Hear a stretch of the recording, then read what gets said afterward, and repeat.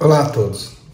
A Band fez uma série de matérias excepcional, mostrando como que o socialismo pode destruir um país. Do passado de abundância ao presente de carência e fome. Sempre venho. Algo eu consigo para levar. Antes dava inveja aos vizinhos. Era sinônimo de desenvolvimento. We're here in the United States, and Daddy is down here in Venezuela. That's where Daddy is working, Jeff. A Venezuela já foi um dos países mais ricos do mundo, o quarto país mais rico do mundo na década de 50. Na década de 50, graças à produção de petróleo, o PIB per capita dos venezuelanos só era menor do que o dos americanos, dos suíços e dos neozelandeses. Sinônimo também de liberdade. Nos anos 70, o país era o paraíso monetário e democrático de quem fugia das ditaduras na América Latina e Europa. Investia fortemente em educação e cultura e era uma das nações mais prósperas do mundo, muito longe do que acontece hoje. O PIB per capita do país é de pouco mais de 3.600 dólares e o salário mínimo é de cerca de R$20 por mês. Metade da população da Venezuela vive abaixo da linha de pobreza. Sem perspectiva, com medo e fome, milhões deixaram o país. A Venezuela poderia ser um dos países mais prósperos do mundo até hoje, pois a Venezuela possui uma das maiores reservas de petróleo do mundo. A Venezuela possui a maior reserva petrolífera do mundo, o que significa muito dinheiro. Como explicar, então, que um país que tem em seu subsolo uma das maiores riquezas da humanidade seja tão pobre? Sim, há uma explicação. E a única explicação que não deu certo em lugar do mundo nenhum é o socialismo. Produtos chavistas tradicionais, pela primeira vez, a população parece dividida entre reeleger o ditador Maduro ou levar a oposição ao poder. As ruas do 23 de Janeiro estão vazias. Nesse bairro do centro de Caracas, muitos também se foram. Só nos últimos 10 anos, quase 8 milhões de venezuelanos deixaram o país fugindo da crise econômica. Algo como 25% de toda a população do país se tornou imigrante mundo afora. Aqui, as vielas com quase ninguém são ainda mais simbólicas dessa crise que parece não ter fim. Nenhum bairro de Caracas é tão chavista quanto o 23 de Janeiro. Ou era? Esse é um bairro muito importante para o chavismo. O corpo de Hugo Chávez está enterrado muito perto daqui. A expectativa da oposição é que no domingo, eleitores que vivem aqui, que sempre deram votos para Chávez ou votos para Maduro, mudem de opinião. É pelo menos o que a oposição espera. Não há certeza nenhuma de que isso vai acontecer e só no domingo, talvez na segunda-feira, se revele se os eleitores dessa região de fato votam com a oposição ou seguem apostando no chavismo com Nicolás Maduro. O legado já não é unanimidade. Nas ruas, pouca gente quer falar diante das câmeras. Longe delas, contam que o bairro está dividido, como todo o país. Creio que o povo acordou e que devemos ter algo extraordinário. Eu creio na mudança. Tu crees em cambio, então? Eu creio em cambio. Muitas graças.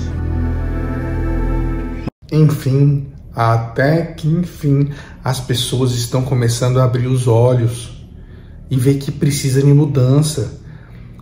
A Venezuela, infelizmente, já está nesse governo ditador há mais de 20 anos e saiu da posição de os países mais ricos e, como o socialismo sempre faz, derruba a economia para um dos países mais pobres e miseráveis do mundo. Mas não se engane quem acredita que o chavismo está morto por aqui. Mesmo com a crise, com as milhões de famílias separadas, com as 2 décadas e meia de permanente tensão, muitos seguem fiéis à Revolução Bolivariana. Melhor escolher um conhecido do que outro que não conhecemos. Mesmo nos redutos mais chavistas da Venezuela, um dos bairros mais populosos que dão mais votos ao governo socialista dos ditadores, tanto foi do Chávez como do Maduro agora, mesmo nesses bairros eles já estão ficando divididos. E a oposição à direita já está ganhando também mesmo nesses bairros. Os símbolos do chavismo continuam por aqui, mas já não têm a mesma cor de antes. Na capela construída para venerar os feitos milagrosos de Chávez, já não há mais nada. Só uma foto e alguns rabiscos. Tudo foi roubado.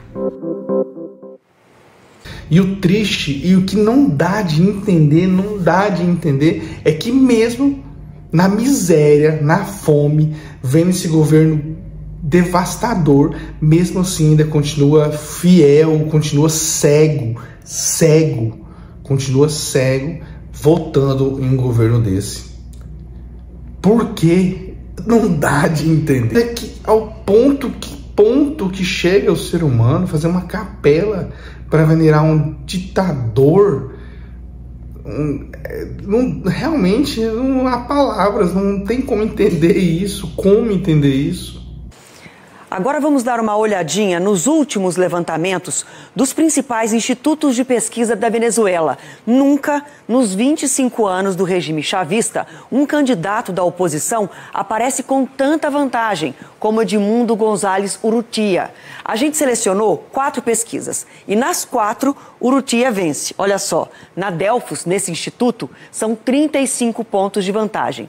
26 pontos em outra, a ClearPath. E em outras 2, a Consultores e Poder e Estratégia também mostram cenários que variam entre 30 e 40 pontos de vantagem para o candidato da oposição. Se essa tendência vai se confirmar, a gente vai descobrir no fim da noite de domingo, quando os resultados começarem a ser divulgados. Não é que a direita nunca teve voto, é porque realmente a população estava meio que dormindo e realmente o governo via isso e escondia, né? Agora, com essa mobilização maior e etc., não tem como mais esconder tão forte assim.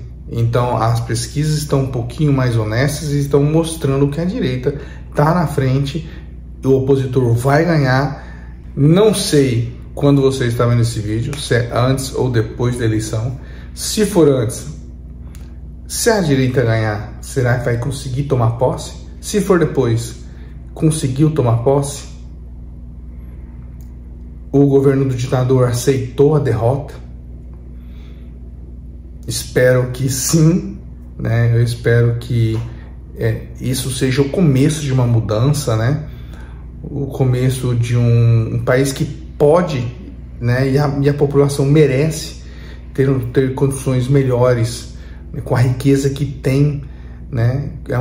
Eu conheço muito bem, eu tenho alguns amigos venezuelanos, morei com venezuelano, né? Muito amigo meu, então eu sei como é uma população magnífica, né? É mais ou menos o típico de um latino, alegre, é gente boa, honesto na sua boa parte.